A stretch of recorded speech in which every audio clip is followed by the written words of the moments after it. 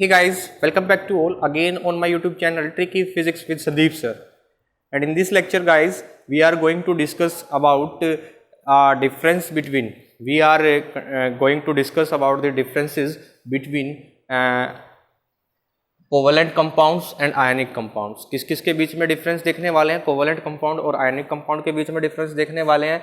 उसके बाद जो कल मैंने आपके पास पीडीएफ की फॉर्म में नोट्स भेजे थे, ठीक है, एल्केन, एल्कीन और एल्काइन, ठीक है, उनके फॉर्मूलाज, ठीक है, लिखने आपको सिखाएंगे, उनका नोमेनक्लेचर आपको सिखाएंगे कि कैसे हम इनको नोमेनक्लेच करते हैं, कैसे इनका नाम बोला जाता है, ठीक है. तो सबसे पहले हम बात कर लेते हैं difference between covalent compound and ionic compound. सबसे पहली बात तो क्या है, कोवेलेंट कंपाउंड तो वो कंपाउंड होते हैं जो इलेक्ट्रॉन की शेयरिंग से बनते हैं, ठीक है.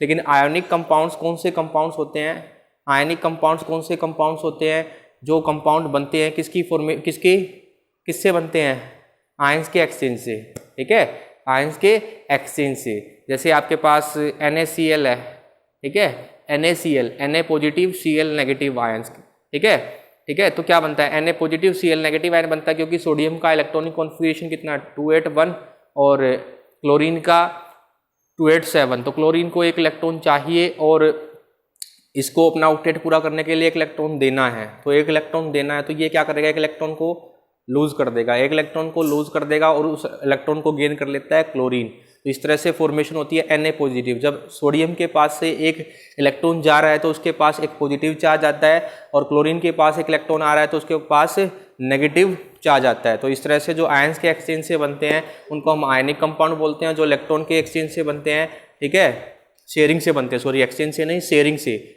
शेयरिंग करते हैं. आयंस में तो एक्सचेंज करते हैं चार्ज का, ठीक है, इलेक्ट्रॉन का भी एक्सचेंज करते हैं, लेकिन शेयरिंग करते हैं कोवेलेंट वाले में. कोवेलेंट कंपाउंड्स में कैसे बनते हैं, बाय शेयरिंग ऑफ इलेक्ट्रॉन. एक उससे लेता है तो दूसरा उससे भी लेता है, तो शेयरिंग होती है, ठीक है, जैसा कि मैंने पिछली वीडियोज में आपको बताया है. तो सबसे पहला पॉइंट ऑफ डिफरेंस क्या है, covalent compounds are solid, liquid and gases. Covalent compound solid form में भी पाए जाते हैं, लिक्विड फॉर्म में भी पाए जाते हैं और गैसेज फॉर्म में भी पाए जाते हैं. लेकिन आयनिक कंपाउंड्स हमारे मैक्सिमम जो है वो सॉलिड फॉर्म में ही पाए जाते हैं. किस फॉर्म में पाए जाते हैं, सॉलिड फॉर्म में पाए जाते हैं, ठीक है. कोवेलेंट कंपाउंड जो है वाटर के अंदर इनसोल्यूबल होते हैं, ठीक है, वाटर के अंदर नहीं घुल सकते हैं. हमारे जो कोवेलेंट कंपाउंड जो होते हैं वो इनसोल्यूबल इन वाटर होते हैं. लेकिन आयनिक कंपाउंड जो हैं वो क्या होते हैं, सोल्यूबल होते हैं वाटर के अंदर, ठीक है, सोल्यूबल होते हैं वाटर के अंदर, ठीक है, वाटर के अंदर ठीक है, सोल्यूबल होते हैं. वाटर के अंदर क्या होते हैं, सोल्यूबल होते हैं, डिसॉल्व हो जाते हैं वाटर के अंदर. Next is third point of difference, soluble in organic solvent, ठीक है. ऑर्गेनिक सोलवेंट्स के अंदर क्या हो जाते हैं, हमारे कोवेलेंट कंपाउंड क्या हो जाते हैं, सोल्यूबल हो जाते हैं, ठीक है. ऑर्गेनिक सोलवेंट्स, ठीक है, ऑर्गेनिक सोलवेंट के अंदर कोवेलेंट कंपाउंड क्या हो जाते हैं, सोल्यूबल हैं. लेकिन ऑर्गेनिक सोलवेंट के अंदर आयनिक कंपाउंड सोल्यूबल नहीं है, आयनिक कंपाउंड सोल्यूबल नहीं है. उसके बाद कोवेलेंट कंपाउंड इलेक्ट्रिसिटी को कंडक्ट नहीं करते हैं. Covalent compound do not conduct electricity, ठीक है. लेकिन आयनिक कंपाउंड जो है कंडक्ट करते हैं इलेक्ट्रिसिटी को इन एक्वस स्टेट और इन मोल्टन स्टेट, पिघली हुई अवस्था में और एक्वस स्टेट में. एक्वस स्टेट जानते हो ना, कौन सी स्टेट होती है, एक्वस स्टेट वो स्टेट जिसमें सोलवेंट क्या होता है, वाटर होता है, ठीक है.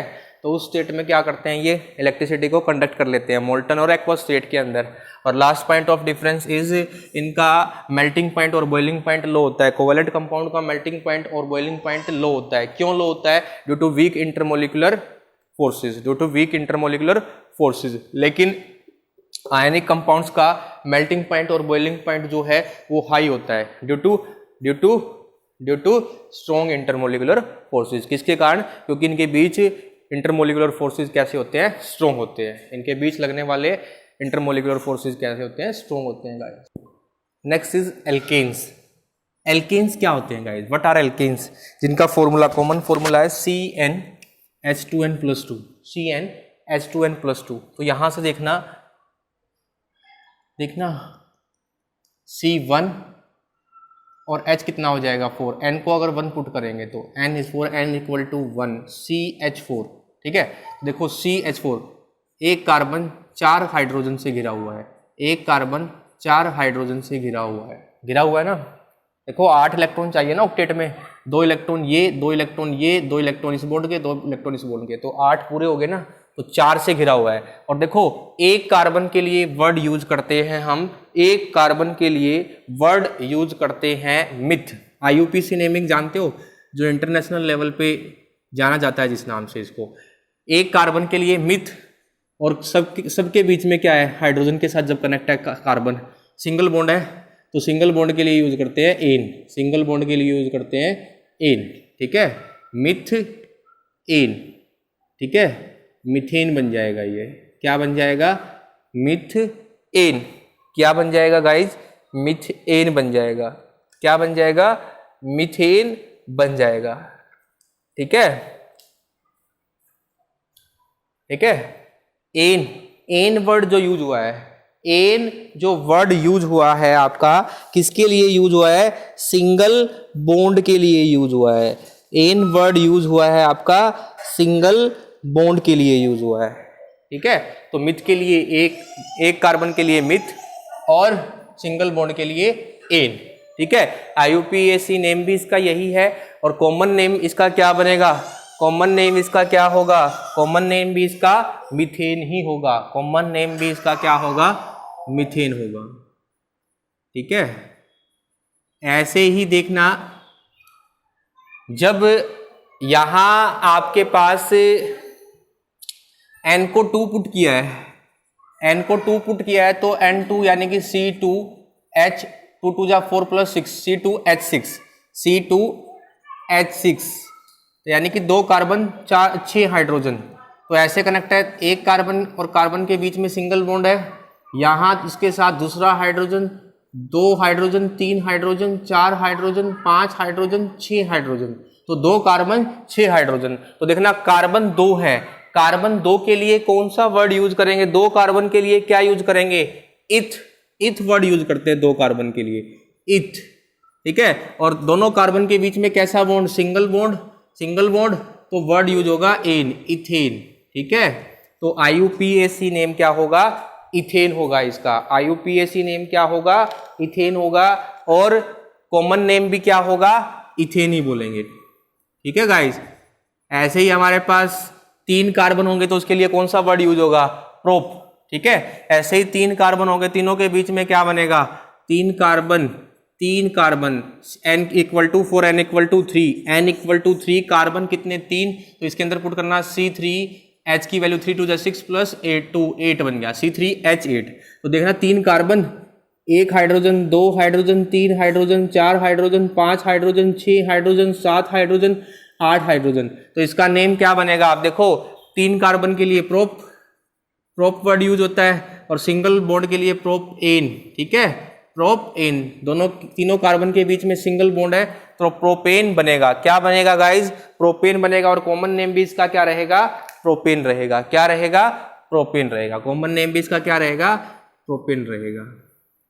एक और आपको मैं इसका केस बता देता हूं, ब्यूट वाला, 4 कार्बन वाला, बाकी आप खुद करेंगे, ठीक है। फॉर n = 4, जब n की वैल्यू 4 होगी तो फॉर्मूला कितना बनेगा, ये फॉर्मूला देखना, C4H की वैल्यू 4 2 जा 8 + 2 यानी कि 10, तो यानी कि 4 कार्बन, 1 2 3 और 4 carbon, hydrogen 10, 1 hydrogen, 2 hydrogen, 3 hydrogen, 4 hydrogen, 5 hydrogen, 6 hydrogen, 7 hydrogen, 8 hydrogen, 9 hydrogen और 10 हाइड्रोजन। 4 कार्बन है गाइज, चारों के बीच में क्या है, सिंगल बॉन्ड है, तो 4 कार्बन के लिए वर्ड यूज होता है ब्यूट, ब्यूट, और सिंगल बॉन्ड के लिए, चारों के बीच सिंगल बॉन्ड है तो ane, butane, single bond के लिए एन, ठीक है। और इसका कॉमन नेम भी क्या बनेगा, इसको एन ब्यूटेन भी बोल सकते हैं, एन ब्यूटेन, ठीक है, आप ब्यूटेन भी बोल सकते हो। समझ आई मेरी बात। ऐसे ही हमारे पास n = 5 के लिए कार्बन क्या होंगे, 5 होंगे, तो क्या बनेगा, पेंट, 5 के लिए पेंट यूज करते हैं, पेंट एन, ठीक है, पहनने वाली पेंट नहीं बेटा, पेंट 5 कार्बन के लिए, 5 कार्बन की चेन के लिए यूज करते हैं पेंटेन, ठीक है। समझ रहे हो, कैटिनेशन पढ़ा था ना, कितने भी कार्बन को, लाखों कार्बन को जोड़ के हम क्या बना सकते हैं, कोई कंपाउंड बना सकते हैं, तो वही कंपाउंड्स हैं, ठीक है। 6 कार्बन होंगे तो हेक्स, और सिंगल बॉन्ड होगा 6 के 6 के बीच में, तो क्या होगा, हेक्सेन, ठीक है। 7 कार्बन होंगे तो सेप्टेन, ठीक है। 8 कार्बन होंगे तो ऑक्टेन, ठीक है। समझ रहे हो, समझो 10 कार्बन होंगे तो डेकाइन, ठीक है, डेकेन, ठीक है, समझ आ रही है मेरी बात। तो ये थे एल्केन जिसमें हमने सिंगल बॉन्ड यूज करते थे। एन के लिए हम कौन सा बॉन्ड यूज करते हैं? Single bond. और सिंगल बॉन्ड के अंदर कितने इलेक्ट्रॉन्स होते हैं? 2 electron, a pair of electron होता है, एक इलेक्ट्रॉन इधर से शेयर होता है और एक इलेक्ट्रॉन इधर से शेयर होता है। तो ये थे एल्केन। Next is alkenes. तो एल्कीन जो है गाइस और एल्काइंस जो है वो नेक्स्ट वीडियो के अंदर हम लेके आएंगे। वीडियो की लेंथ ज्यादा लंबी हो जाएगी, तो आपको आज क्या करना है, आपको डिफरेंस पढ़ने हैं किसके बीच में? कोवलेंट कंपाउंड के बीच में और आयनिक कंपाउंड के बीच में। ये भी जरूरी है क्योंकि मेटल और नॉन मेटल में आपने आयोनिक कंपाउंड पढ़े थे और यहाँ आपने कोवलेंट कंपाउंड्स पढ़े हैं, ठीक है। उसके बाद आपने क्या पढ़ना है? एल्कीन्स पढ़ना है। क्या पढ़ना है? एल्कीन्स, जिसका जनरल फॉर्मूला CnH2n+2 है, ठीक है। और एल्कीन्स और एल्काइंस हम जो है नेक्स्ट वीडियो के अंदर लेके आएंगे गाइस, ठीक है, ठीक है। एल्कीन का कंसेप्ट सॉरी क्लियर आपको करना है। वीडियो अच्छी लगे तो लाइक करनी है, शेयर भी करनी है, और जिन जिन बच्चों ने चैनल सब्सक्राइब नहीं किया है वो सभी बच्चे चैनल को सब्सक्राइब कर दें गाइस, ठीक है, ताकि फ्यूचर में हम आपके लिए इससे भी ज्यादा अच्छी से अच्छी वीडियो लेके आते रहे। और कमेंट सेक्शन में सभी बच्चे अपना अपना नाम जरूर छोड़ेंगे गाइस, ठीक है। तब तक के लिए be happy, be safe guys.